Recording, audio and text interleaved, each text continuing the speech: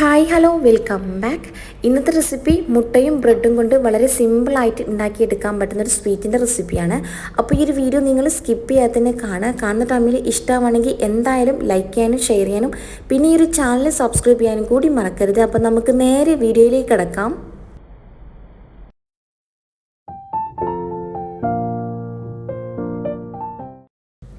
അപ്പോൾ ഈ ഒരു സ്വീറ്റ് ഉണ്ടാക്കിയെടുക്കാൻ വേണ്ടിയിട്ട് നമുക്ക് ആദ്യം തന്നെ വേണ്ടത് ബ്രെഡാണ് കേട്ടോ. ഞാനിവിടെ ഒരു 4 ബ്രെഡ് എടുത്തിട്ടുണ്ടാവും. പിന്നെ നിങ്ങളിത് ഉണ്ടാക്കിയെടുക്കുമ്പോൾ ഈ ഒരു ബ്രെഡിൻ്റെ സൈഡ് വശം ഒന്ന് കട്ട് ചെയ്തെടുക്കുക. അങ്ങനെയാണെന്നുണ്ടെങ്കിൽ നമുക്ക് ഇത് ഉണ്ടാക്കി കഴിഞ്ഞതിന് ശേഷം ഇത് മുകളിൽ യെല്ലോ അതുപോലെ തന്നെ അടിയിൽ വൈറ്റ് കളറായിട്ടാണ് വരിക. അപ്പോൾ ഈ ഒരു ബ്രെഡിൻ്റെ ഈ ഒരു സൈഡ് വശം കട്ട് ചെയ്യണമെന്നുണ്ടെങ്കിൽ നമുക്ക് നല്ല കറക്റ്റ് വൈറ്റ് കളർ കിട്ടും. അപ്പോൾ ഞാൻ ഈ ഒരു സൈഡ് വശം കട്ട് ചെയ്യാനായിട്ട് മറന്നുപോയി, അതുകൊണ്ടാണ്.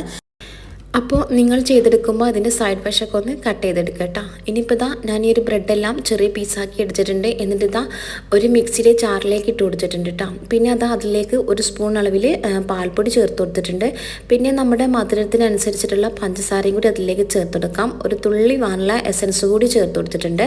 ഇനി വാനില എസൻസ് വേണമെന്നുണ്ടെങ്കിൽ ഏലക്ക ചേർത്ത് കൊടുത്താലും മതി. ഇനി ഇതിലേക്കൊരു 1/4 കപ്പ് പാലും കൂടി ചേർത്ത് കൊടുക്കട്ടോ. എന്നിട്ട് അതൊരു സൈഡിലോട്ട് മാറ്റി വെക്കാം. ഇപ്പോൾ നമുക്ക് അത് അടിച്ചെടുക്കേണ്ട ആവശ്യമില്ല. ഇനിയിപ്പോൾ ഇതാ ഒരു ബൗളിലേക്ക് ഞാനിവിടെ ഒരു 4 കോഴിമുട്ട ഒന്ന് പൊട്ടിച്ചൊഴിച്ചിട്ടുണ്ട്. ഇവിടെ കോഴിമുട്ടയുടെ വെള്ളയും അതുപോലെ തന്നെ മഞ്ഞയും സെപ്പറേറ്റ് ആക്കി വെക്കാൻ കേട്ടോ. അപ്പോൾ ഇതാ ഞാനിവിടെ ഒരു 4 കോഴിമുട്ടയും പൊട്ടിച്ചൊഴിച്ചതിന് ശേഷം ഞാൻ കൈ കൊണ്ട് തന്നെ ഇതിൻ്റെ മഞ്ഞയും വെള്ളയും മാറ്റിയെടുക്കുന്നുണ്ട് കേട്ടോ. നമുക്ക് കൈ കൊണ്ട് ചെയ്തെടുക്കുന്നതായിരിക്കും ഒന്നുകൂടി ഈസി ആയിട്ട് തോന്നുക. സ്പൂണൊക്കെ വെച്ച് ചെയ്യുകയാണെന്നുണ്ടെങ്കിൽ അതിനെക്കാട്ടിലും ഒന്നുകൂടി എളുപ്പമായിട്ട് തോന്നുക ഇതുപോലെ കൈകൊണ്ട് ഈ ഒരു മഞ്ഞ മാത്രം ഇതുപോലെ എടുക്കുന്നതായിരിക്കും കേട്ടോ. അപ്പോൾ ഞാനിവിടെ ഇതിൻ്റെ ഒരു മഞ്ഞയും വെള്ളയും മാറ്റിയെടുത്തിട്ടുണ്ട്.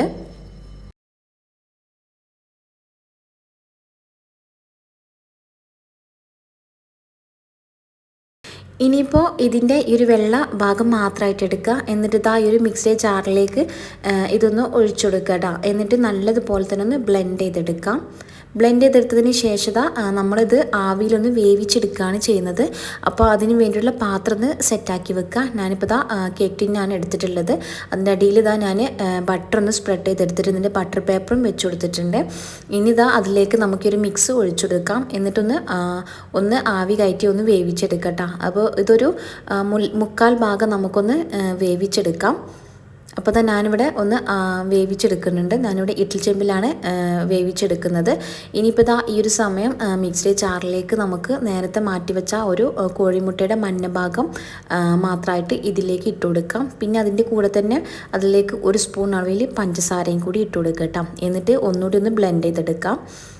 ഇനിയിപ്പോൾ നമ്മുടെ നേരത്തെ മുട്ടയുടെ മിക്സ് ബ്രെഡിൻ്റെ മിക്സ് ഏകദേശം ഒന്ന് 1/4 ഭാഗത്തോളം ഒന്ന് കുക്കായി വന്നിട്ടുണ്ട്.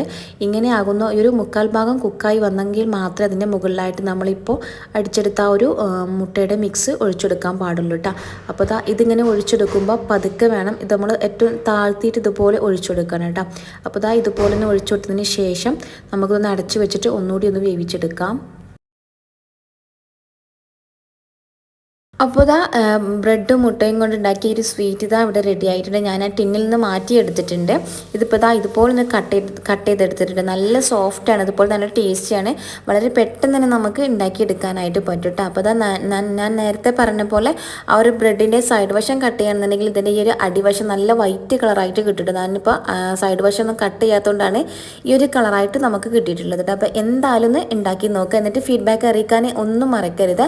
അപ്പോൾ ഇൻഷാ അല്ലാഹ് പുതിയൊരു വീഡിയോയിൽ കാണാം. Thank you.